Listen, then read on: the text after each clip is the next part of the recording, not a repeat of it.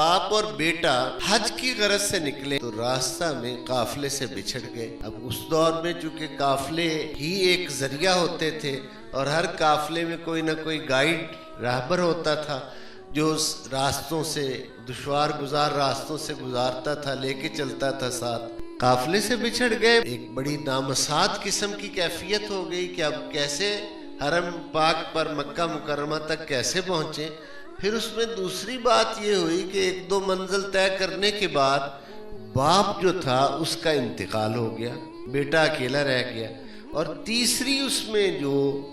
انتہائی تکلیف دہ چیز پیدا ہوئی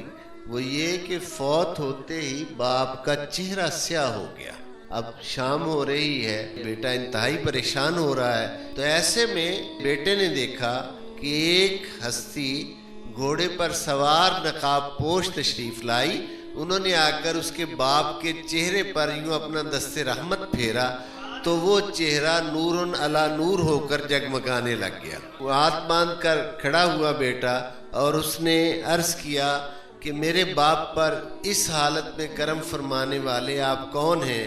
تو ارشاد ہوا تمہارا باپ روزانہ عصر کے بعد درود پاک ہم پر بھیجا کرتا تھا، آج جب اس کا درود پہنچا نہیں تو ہم نے درود لانے والے فرشتوں سے پوچھا، انہوں نے بتایا کہ وہ فلاں جنگل میں اس حال میں ہے۔ تو چونکہ یہ ہر روز ہماری بارگاہ میں ہدیہ درود و سلام پیش کرتا تھا،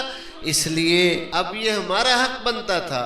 ہماری ذمہ داری تھی کہ اس مشکل ترین وقت میں اس کی آخرت کی بہتری کے لیے رات وہاں گزری۔ سرکار تو وہاں سے تشریف لے گئے اتنا فرما کے،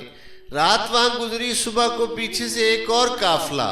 آیا، بیٹے نے باپ کو وہاں دفن کیا قلبی سکون کے ساتھ کہ چہرہ روشن منور صاحب شفاعت کبریٰ خود تشریف لے آئے۔ اس سے بڑا انعام اور کیا ہو سکتا ہے، اس سے بڑا اور کرم کیا ہو سکتا تھا۔ اس کو وہاں دفن کیا اور بیٹا پھر اس قافلے کے ساتھ جا کر حج اپنی طرف سے کیا اور باپ کی طرف سے طواف اور عمرے کر کے اپنے باپ کو اس کا ایصال کیا۔ عرض کرنے کا مقصد، میں نے اس واقعہ کو سنانے سے پہلے ایک جملہ کہا تھا کہ جہاں سب سہارے چھوڑ جاتے ہیں وہاں یہ لاجپال سہارے کام آتے ہیں، وہاں یہ نسبتیں، یہ عقیدتیں، یہ محبتیں کام آتی ہیں، اور ان کی برکت سے انسان کو وہ فضیلتیں، وہ شرف جو ہے وہ ملتا ہے۔